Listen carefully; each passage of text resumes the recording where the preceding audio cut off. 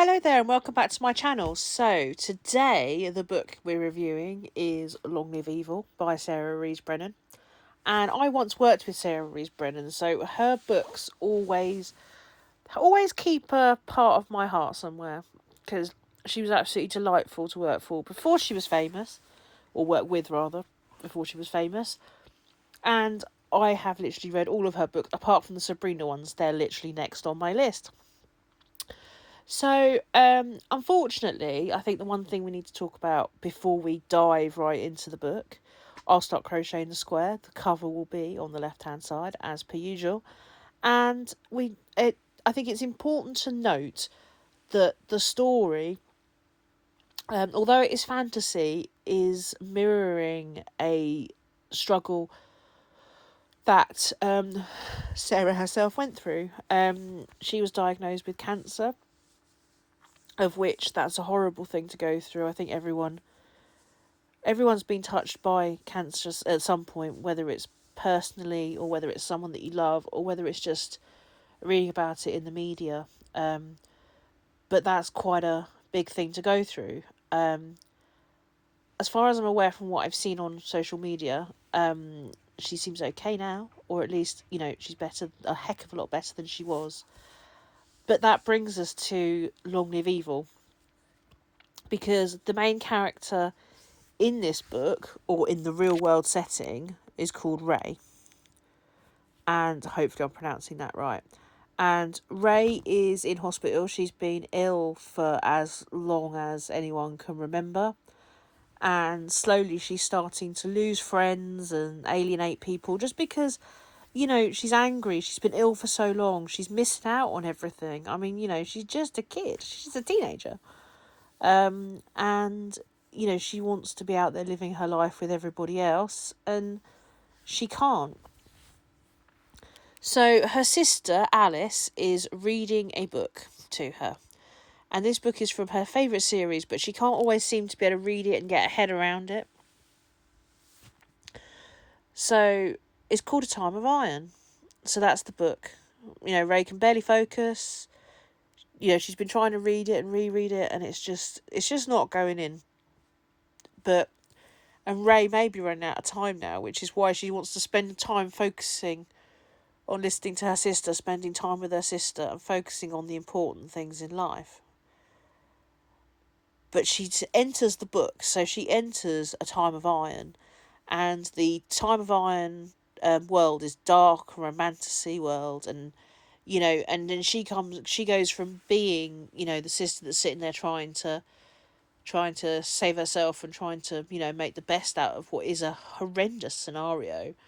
She then takes up a character who is technically the evil sister of the two, which is quite interesting. And conveniently, she is going to be, the character in the book is meant to die tomorrow because of what they've done. So it's quite interesting how, the character in the book is so close to dying and how it's pushing back and changing things. She meets Key. Her relationship with Key is really interesting. And, it goes on and on as the book goes on. And I absolutely loved her relationship with Key. It was, there's a moment where you think it's all going to go wrong and it's all going to go pear-shaped, and you feel for them because you feel for the characters. Although Ray's been rather not a very nice person, she's suffering inside. And, although her character in the book is evil, it's, she's trying to make it a more balanced approach. But yeah, Key definitely kept me glued in. Definitely kept me interested in the book, which was really good. Yeah, so they go through Long Live Evil. She's trying to use everything and everyone to get back the life that she wants and to go back and, find her way in life. So basically, she has to go through the whole of the book trying to survive the constant threat of being executed, and how that's going to happen. And, after they execute people, they just chuck them in the ravine. And it's like, she doesn't want it to end like that. If it's going to end, she wants it to end on her own terms. So King Octavius that's not pronounced right either, remains a constant threat to Ray and his power, But there are going to be more books in this series, and you can see how they're bringing characters to make more of a storyline to, create more books. I'm really quite excited about the second book, to be honest, because once I got into this, I was just gripped. I mean, sometimes I find it with the ADHD harder to, get into books. So once I get in, I'm like invested, but I have to sort of not push, but I have to put a bit of effort in at the beginning. So once I got into the book, that's not a reflection on any of the authors that I'm talking about. I just find that for me.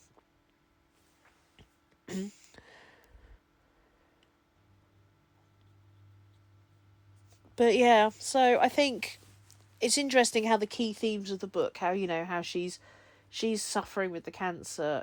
She doesn't think there's any much time in her life left. She's sort of sitting there, not alone, but she hasn't got that many friends around her. And then she goes into this book world where she is technically the evil one.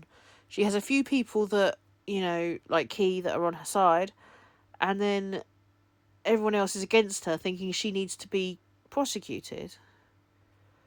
So, she's too prosecuted. She needs to be killed for whatever crime it is that she committed. I can't quite remember what that one was. But, it is kind of, as you're reading it and you know that the author had cancer, particularly as I know the author, I had really sort of, it was really, really touching to read, and you can sort of see the love that went into the writing of this book, and and she's done a beautiful job of it. So yeah, I can't wait to find out what happens next, and I will be picking up book 2 when it comes out. So thank you for joining me. If you want to continue joining the journey of creating my crochet blanket, I'm doing a book square for every book that I read, and I'm doing it related to the colours on the covers of the books that I read. But I'm not buying any yarn, so I'm literally just using up what's in my stash. So that's what's making it all the more interesting, and we'll see how the blanket turns out when we get there. I've got an update to come out shortly. But yeah, so if you like what you see, please like, subscribe. If you want to, do the YouTubey things down the bottom. And if you've got any book recommendations, because although I've got a lot to read, I always love a good book recommendation, then pop it in.